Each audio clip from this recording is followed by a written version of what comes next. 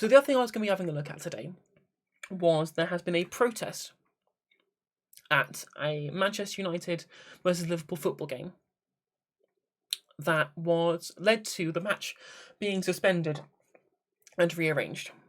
Now, the protest was specifically because of the owner of Manchester United Football Club is a man called Malcolm Glazer, who is a very, very rich man, hence why he's enough to own a whole football club. And the fans don't like the fact that he has this massive amount of sway over the future of the club as a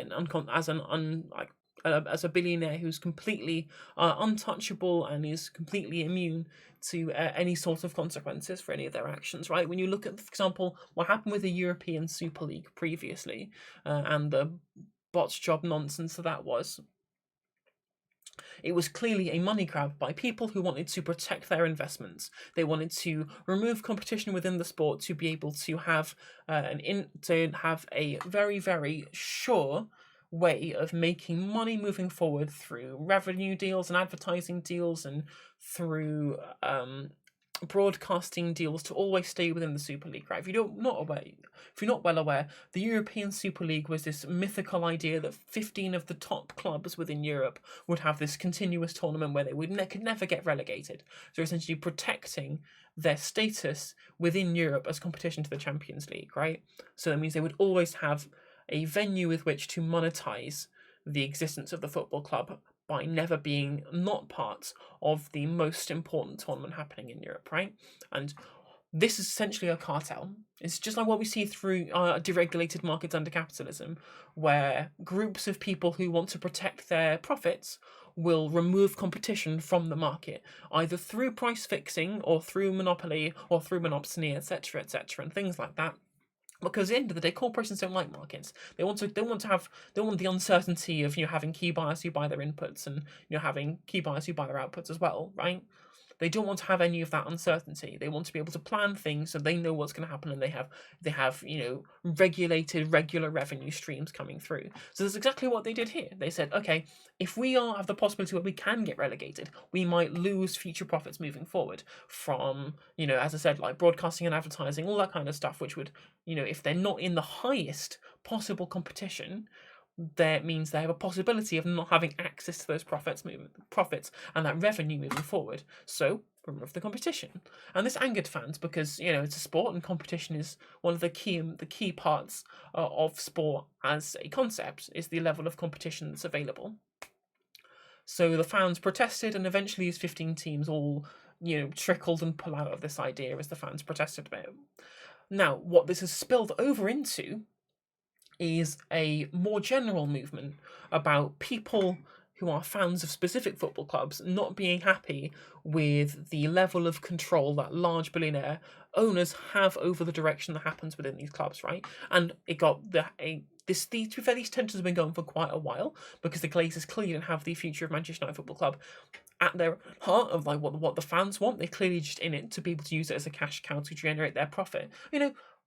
People's sports teams are important to them, and to see them, completely reduced to an empty vessel for revenue, it's not what they want. It's you look at similar to something like how Christians would view Christmas and how commodified it has been. They're something that they feel like a general kind of almost like a religious connection to, which is similar to what you have with the sports team. Like I'm sure most Manchester United fans don't have like a particularly strong bond to Manchester, a specific place, but they do feel affinity with the actual team itself, which is kind of religious in a sense. Kind of a weird kind of conglomeration of those ideas. So when you have someone who has completely diametrically opposing interests to them, who's a billionaire who's not particularly a fan, wants to use it as a revenue generator, that creates a conflict between these people, and it erupted. This conflict was going on for so long, it erupted to the point at which there was a big protest at Anfield about Malcolm Glazer by the Manchester United fans, and it ended the game because they felt like the thing that meant a lot to them, their football club, was being undermined by someone who has completely different interests to them. That's all well and good, right? That's a great thing for them to be able to use their collective power as people who have a certain set of interests to protest something that they feel is wrong. Why can we not do this with regards to rich people and owners? Why can we not do that? Why can we not say, okay, clearly the material interests of people who own the business and the people who work at the business, these interests are diametrically opposed. Why do these people not protest these things? Funny that. You'd think that when you are very, very cognizant of the fact that something that you hold dearly to yourself is being undermined by someone who's very, very rich and doesn't have your best interests at heart, why not move that into something where you actually have a much larger material stake in what's going on? Say, for example, where you work. You do have a very, very material interest in creating a space where you're working as little as you can for as much yield as possible. Whereas, conversely, the boss of the company wants to pay you as little as possible and get as much work out of you. Now, if that isn't analogous to what's happening between Malcolm Glazer and Manchester United fans, I don't know what is. Because one person wants to completely undermine the essence of football to generate money against the interests of people who don't really care about the revenue of Manchester United as a football club, but do very much care about the essence of the sport and the competitive nature of the sport in general. And then also, of course, they want to have other things as well, which have more of a material interest. They do have a material interest in. For example, they want to be able to not have to pay Sky TV a monthly subscription to be able to watch the football games they want to have access to. They want to have to pay exorbitant amount for football merchandise, whereas the people who own these big football clubs, they want to be able to generate as much revenue as possible off of merchandise sales and charge them as much as possible.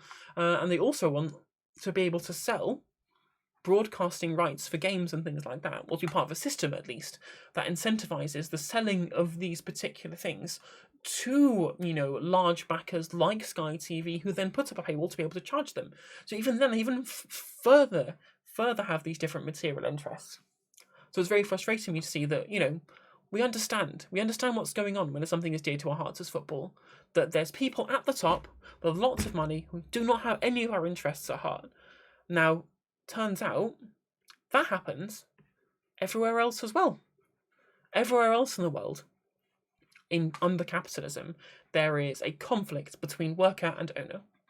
So if we, as members of the left, can be able to impress upon people, thank you for the follow, LilSnacks 1400, that's much appreciated.